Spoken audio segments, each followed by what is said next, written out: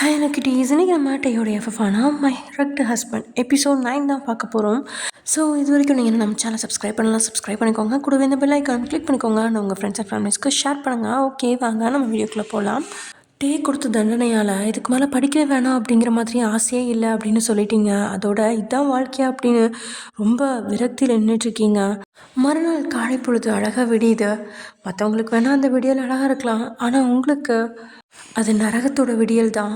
காலையிலேயே உங்கள் வீட்டுக்கு வெளியில் ஒரு கார் வேகமாக வந்து நிற்கிது. அதுலேருந்து இறங்கின லக்ஷ்மி பரபரப்பாக உள்ளே வந்து வெளியில் கூட்டி பெருக்கிட்டு இருந்த கண்ணம்மாட்ட, கண்ணம்மா என்னாச்சு, டே அவங்கள என்ன பண்ணா அப்படின்னு கேட்க, அம்மா என்ன நடந்துச்சுன்னு எனக்கு தெரியாது, அந்த பாட்டியை அவரே துரத்தி விட்டுட்டாரு. அந்த பொண்ணை மயூரி தான் கையை பிடிச்சி இழுத்து வீட்டுக்குள்ளே கூட்டிகிட்டு அந்த ரூமுக்குள்ளே கொண்டுட்டு போனான். அதுக்கப்புறம் அந்த பொண்ணுக்கு என்ன ஆச்சுன்னு தெரியல. ரூமுக்குள்ளே போகலான்னு பார்த்தா நம்ம டே சார் இருக்கார். அதனால் எனக்கு பயமாக இருந்துச்சு, அதனால் நான் போகலாமா அப்படின்னு கண்ணம்மா சொல்ல, உடனே வேகமாக அங்கேருந்து ஒரே ஓட்டமாக ஓடி போய் டேயோட பெட்ரூமுக்கு முன்னாடி வந்து நிற்கிறாங்க. கதவை ஓப்பன் பண்ண ட்ரை பண்ணுறாங்க, ஆனால் கதவு உள்பக்கமாக பூட்டி இருக்க திறக்க முடியல. கதவை தட்டுறாங்க, ஆனால் உள்ள துளி அளவு கூட சத்தமே கேட்கல. ஏன்னா டேயோட ரூம் ஒரு சவுண்ட் ப்ரூஃப் ரூம். அதனால் என்ன செய்கிறதுன்னு தெரியாமல் அவள் திகைச்சு நிற்கும்போதே ஜாக்கிங் போகிறதுக்காக ட்ராக் பேண்ட் டிஷர்ட்டில் காதில் ஹெட்செட் மாட்டிக்கிட்டு கதவை திறந்து டே வெளியே வர, அப்படியே கேஷுவலாக நிற்கிற மாதிரி நம்ம லக்ஷ்மி அம்மா நிற்க ட்ரை பண்ணுறாங்க. அவன் லக்ஷ்மியை பார்த்த உடனே ஒரு புன்னகையோட குட் மார்னிங் அப்படின்னு சொல்லிட்டு, குட் மார்னிங்ப்பா, வயனுங்க அப்படின்னு அவங்க கேட்க, அவளா உள்ளதாக இருக்கா அப்படின்னு சொல்லிக்கிட்டே அவன் முழு கதவையும் திறக்க, கதவுக்கு பக்கத்தில் ஒரு டேபிள் இருக்குது. அந்த டேபிளுக்கு பக்கத்தில் தரையில் மண்டி போட்டு தலையை டேபிளில் சாய்ச்சிப்படி இப்படி அசந்து தூங்கிட்டுருக்கீங்க. நீங்கள் உங்களை இப்படி பார்க்குறதுக்கே மனசு பதறி போக, நீங்கள் டேவை பார்க்க, சாரி நேத்திக்கு அவள் கூட ஒன்றா இருக்க முடியல, பிகாஸ் அவள் மேலே எனக்கு இன்ட்ரெஸ்ட் வர மாட்டேங்குது. ஸோ உங்களுக்கு தந்த வாக்குறுதியை காப்பாற்ற முடியல, என்னை மன்னிச்சிடுங்க. நான் ஜாக்கிங் போய்ட்டுறேன், எனக்கு சூடாக ஏதாவது செஞ்சு வைங்க அப்படின்னு சொல்லிட்டு ஒரு பொண்ணுகையை வீசிட்டு அங்கேருந்து போயிடுறான். அவன் போகிற வரைக்கும் முடிஞ்ச வரைக்கும் கேஷுவலாக இருக்கிற மாதிரியே லக்ஷ்மி நடிச்சிட்டு ஆமாம் அங்கிட்டு கண்ணை விட்டு மறைஞ்ச உடனே வேகமாக உள்ளே ஓடி வந்து உங்கள் தோள்பட்டியை பிடிச்சி உழுக்கிறாங்க. நீங்கள் டே தான் நினச்சிக்கிட்டு, ஐயோ என்னை விடுங்க வலிக்குது அப்படின்னு கத்திக்கிட்டே கண்ணை திறந்து பார்க்க அங்கே லக்ஷ்மி இருக்க முடியும். டக்குன்னு அவங்கள கட்டி பிடிச்சி அழுக ஆரம்பிச்சிடுறீங்க. நீங்கள் சொன்ன வார்த்தையை கேட்டு ஏதாவது நடந்திருக்குமோ அப்படிங்கிற பதட்டம் இருக்கா. ஆறுதலாக தலையில் கையை வச்சு தடவி, ஒன்றும் இல்லைம்மா, ஒன்றும் இல்லை, பயப்படாத, அம்மா இருக்கேன், பயப்படாத அப்படின்னு சமாதானப்படுத்துகிறாங்க லக்ஷ்மி அம்மா. அழுது சமாதானமாகறதுக்கே 10 நிமிஷம் எடுத்துக்கிட்டீங்க நீங்கள். லேசாக நீங்கள் சமாதானமானதுக்கப்புறம் என்ன நடந்துச்சு வயன் அப்படின்னு லக்ஷ்மி கேட்க, அவர் அவர் என் பாட்டியை துரத்திட்டார். என் பாட்டி எங்கே போச்சுன்னு தெரியல, என்னை படிக்க வைக்க மாட்டார்னு நினைக்கிறேன். நேத்திக்கு நெஞ்சம் பிடிச்சி கசக்கி விட்டுட்டார். வலி இப்போ வரைக்கும் உயிரே போகுது அப்படின்னு நீங்கள் அழுதுட்டே உங்களோட சேலை முந்தானையை விளக்கி காட்டா, நீங்கள் ப்ளவுஸ் போட்டிருந்தாலுமே லைட்டாக வெளியில் அவர் கைத்தொடம் பட்டு பயங்கர சிகப்பாக தெரியுது. அதை பார்த்து லக்ஷ்மிக்கு கண்ணிலேருந்து கண்ணீர் வடியுது. தான் மக மேலே செம்ம கோவம் வருது. இவ்வளோ கொடூரமாக நடந்திருக்கானே அப்படின்னு தன்னோட வளர்ப்பை நினச்சி தான் தலை குனிங்க தோணுது. இருந்தாலும் உங்ககிட்ட, சரி சரி ஒன்றும் இல்லைம்மா, அழாத, நான் பாட்டி எங்கே இருக்காங்கன்னு தேடுறதுக்கு ஆள் அனுப்புகிறேன், அவங்க இங்கே தான் பக்கத்தில் எங்கேயாவது இருப்பாங்க, நான் உன் பாட்டியை கண்டிப்பாக கூட்டிகிட்டு வரேன், கவலைப்படாத.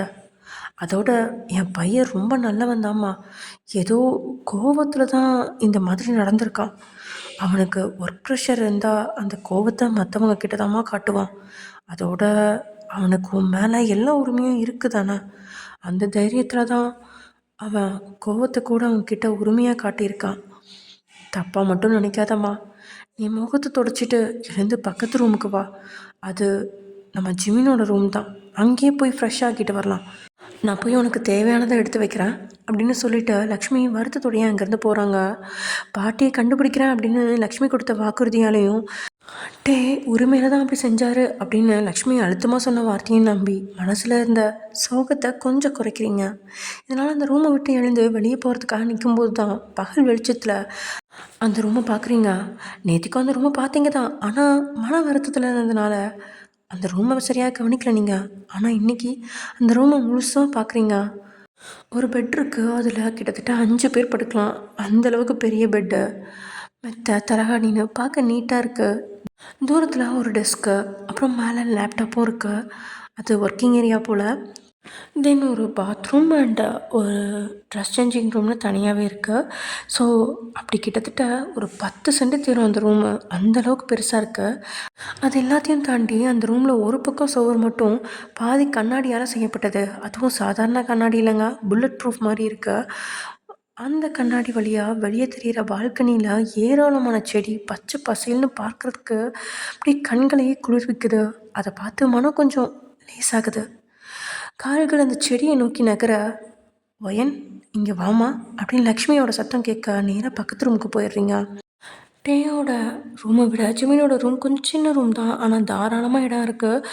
ஒருத்தர் மட்டும் படுக்கிற மாதிரி ஒரு பெட்டும், ரூம் முழுக்க குப்பை மாதிரி பேப்பர்ஸும் அது அதுன்னு சுருட்டி போட்டிருக்கு. அது போக ட்ரெஸ்ஸஸ் எல்லாமே தாறுமாறாக கிடக்குது.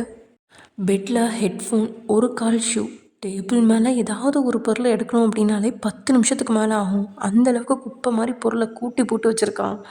இன்னொரு டேபிளில் 2 சட்டி, என்றைக்கோ சாப்பிட்டு கழுவாமல் வச்ச தட்டு, ஒரு மீன் தொட்டி, அதில் செத்து மிதக்கிற 2 மீன் அப்படின்னு பார்க்குறக்கே கொஞ்சம் அருவருப்பாக தான் இருக்குது. இதனால் முகம் சுழிச்சபடி நீங்கள் நின்றுட்டுருக்கும்போதே, "ஏம்மா, நம்ம டே ரொம்ப நீட்டாக இருப்பாம்மா, அதனாலேயே அவன் ரூமை மட்டும் இல்லாமல் பாத்ரூமை கூட வேறு யாரையுமே யூஸ் பண்ண விட மாட்டான். ஆனால் என் பையன் ஜிமின் அப்படி கிடையாது. இப்படி தான் ரூம் இருக்கும், ஒரு பொருளை கூட அந்த இடத்துல வைக்க மாட்டான், தாறுமாறா தூக்கி போடுவான். நான் நேத்திக்கு ரூமை க்ளீன் பண்ணலான்னு பார்த்தா ரூம் சாவியை ஊர் சுற்ற போகும்போது கொண்டுட்டு போயிட்டான். நேத்திக்கு தான் ரூம் சாவியை என்கிட்ட தந்தான். அதுவும் நான் ரொம்ப திட்டி கேட்டு வாங்கினதுனால ரூம் சாவி தந்தான். இனி தான் இந்த ரூமை க்ளீன் பண்ணணும். உள்ளாடி பாத்ரூம் ரொம்ப நீட்டாக தான் இருக்குது, நீ போய் ஃப்ரெஷ் ஆக்கிட்டு வா அப்படின்னு லக்ஷ்மி சொல்ல, நீங்களும் சரியாக தலையாட்டிட்டு அந்த மீன் தொட்டியும் இறந்து மிதக்கிற மீனையுமே பார்த்துட்ருக்கீங்க மாறி மாறி. அதை பார்த்து லக்ஷ்மி, "நீ தப்பாக நினைக்காதம்மா, எங்கேயாவது போனால் அது இதுன்னு வாங்கிட்டு வருவான்.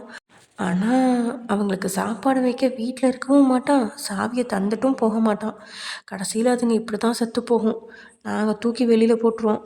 அவனுக்கு கொஞ்சம் பொறுப்பு கம்மி, அவ்வளவுதான். மற்றபடி ஜிமின் ரொம்ப நல்லவன் தாம்மா" அப்படின்னு திட்டினாலும் கடைசியில் பெத்த மகனை விட்டு கொடுக்க முடியாமல் லக்ஷ்மி சொல்ல, நீங்கள் எந்த கேள்வியும் கேட்காம பாத்ரூம்குள்ளே போய் கதவை மூட்டுறீங்க. சரியாக 10 நிமிஷத்தில் ஃப்ரெஷ் ஆகிட்டு காலை கடனெல்லாம் முடிச்சுட்டு முகத்தை கழுவி பாத்ரூமை விட்டு வெளியே வர ஒரு தட்டில் 3 டம்ளரோட லக்ஷ்மி நின்றுட்டுருக்காங்க.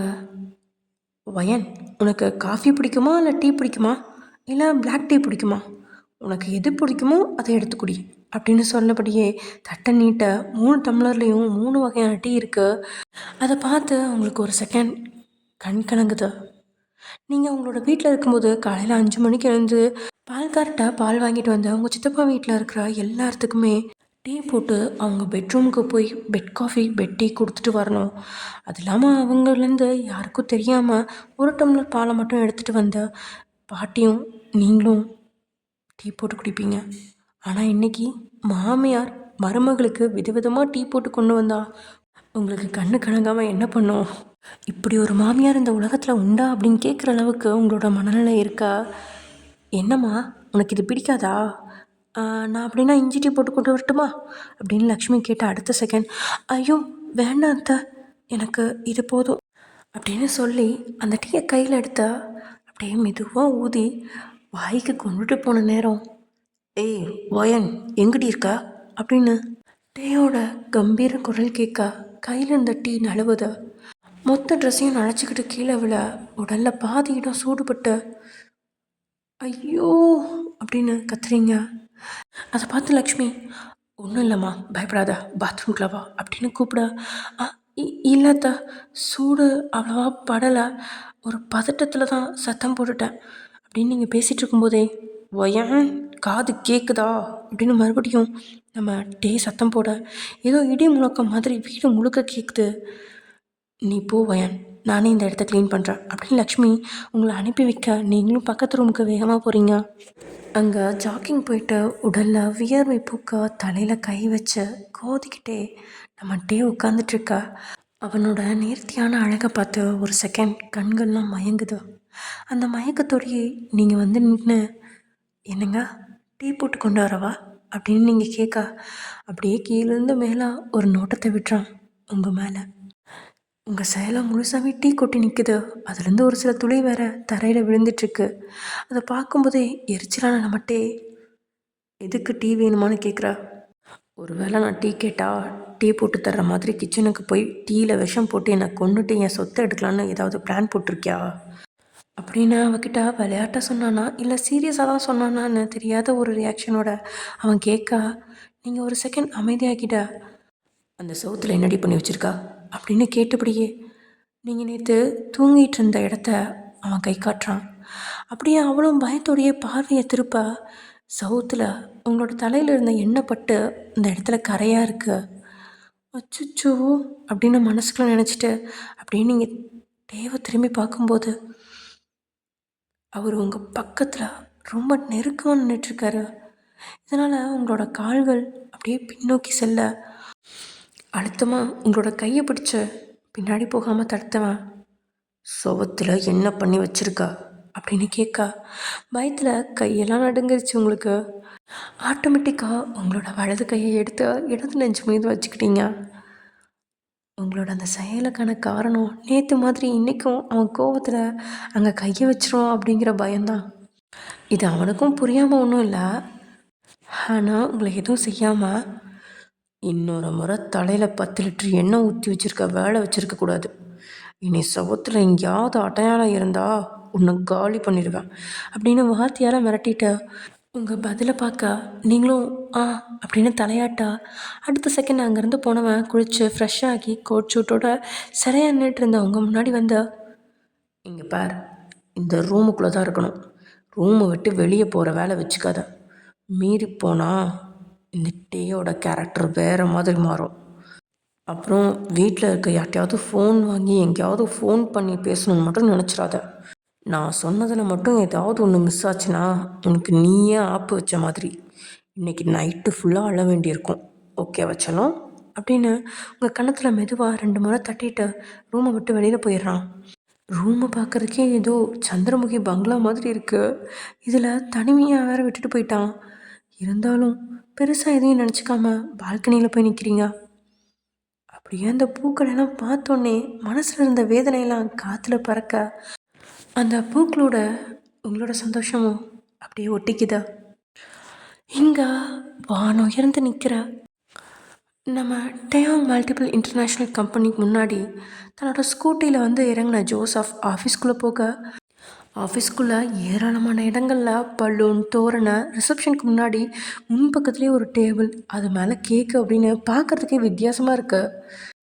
எவன்டா அதை பண்ணது அப்படிங்கிற மாதிரி மேனேஜர் நின்றுட்டுருக்கும்போதே ஆரவாரத்தோடு அங்கே வந்து ஒர்க்கர்ஸ் எல்லாருமே குமிஞ்சிட்டாங்க. டே, வேலையை பார்க்காம என்னடா பண்ணுறீங்க?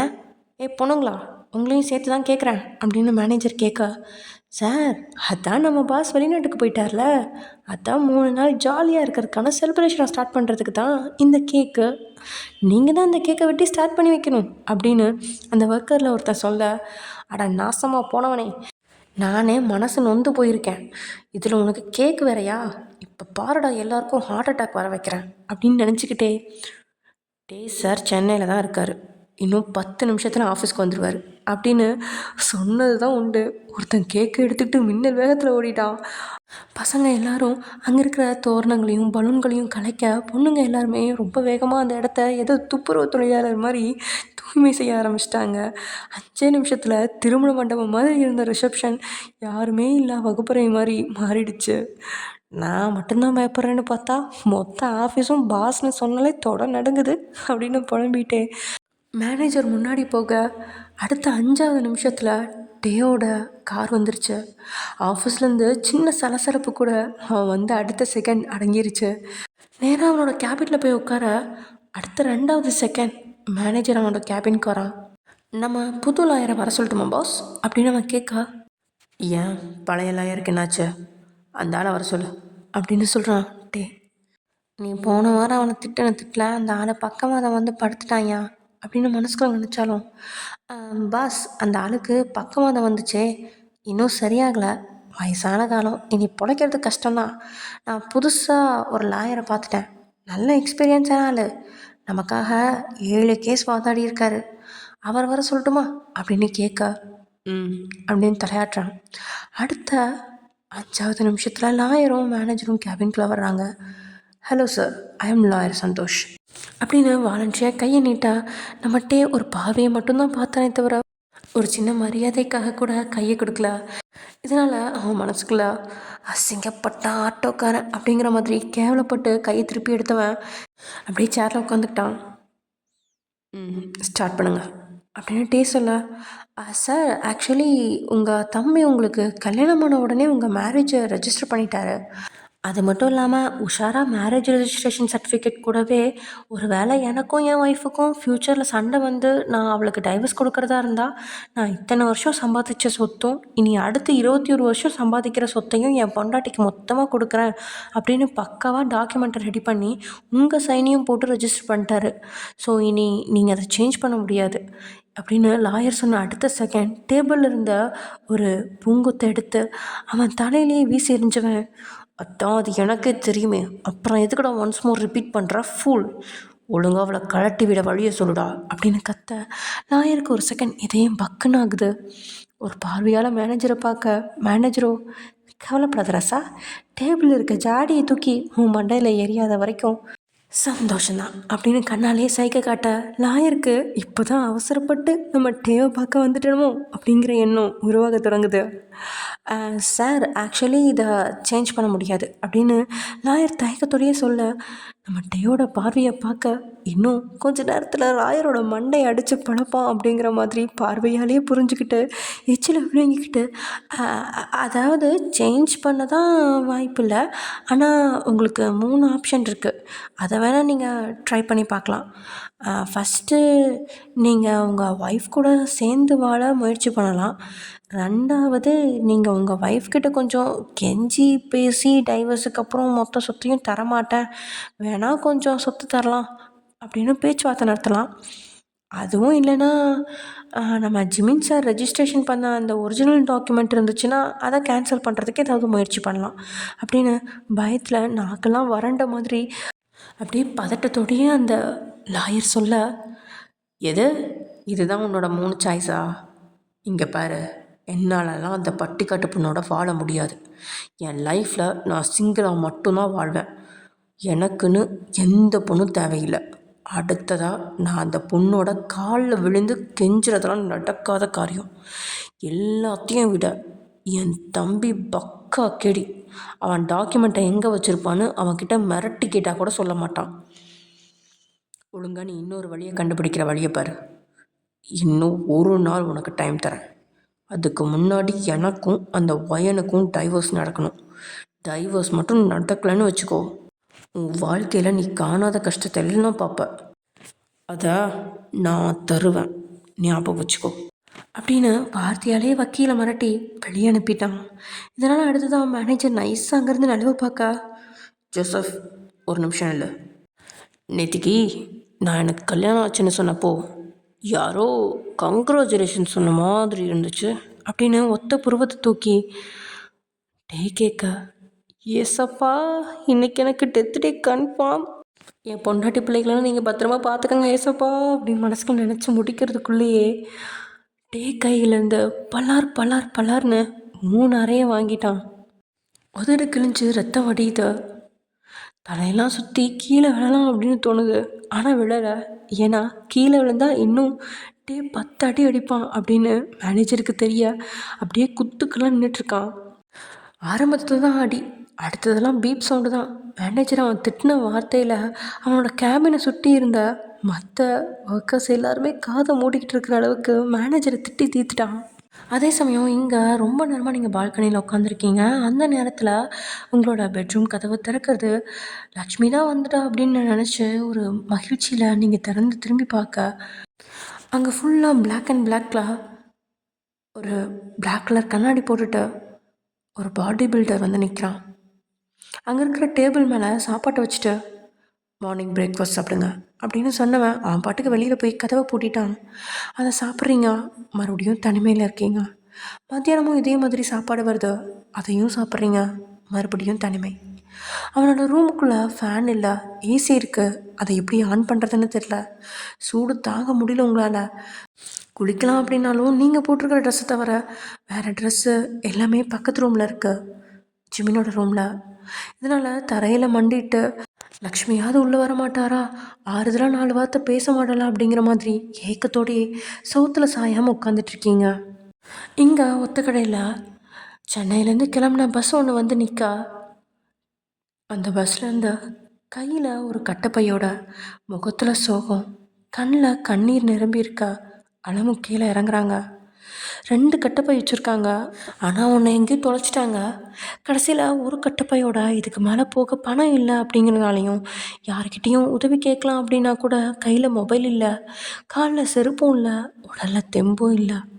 நேற்று மதியத்துலேருந்து எதுவுமே சாப்பிட்ல அப்படின்னாலும் கூட பேத்தியோட வாழ்க்கையை நினச்சி தன்னை ஒரு நடைப்படமாக நினச்சிக்கிட்டு நடைப்பயணமாகவே வீட்டை நோக்கி நடக்கிறாங்க.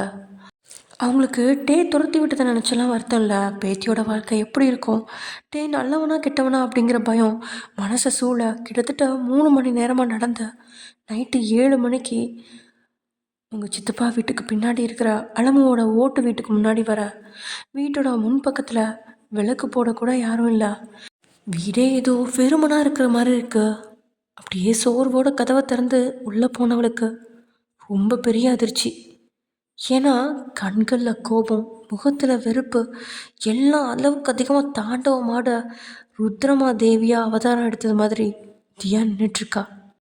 ஏற்கனவே நொந்து நூடுல்ஸ் ஆகி வந்த பாட்டி எப்படித்தான் இனி தியாவை சமாளிக்க போகிறாங்களோ.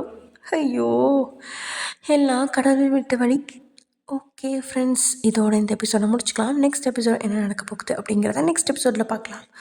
ஓகே, பாய்.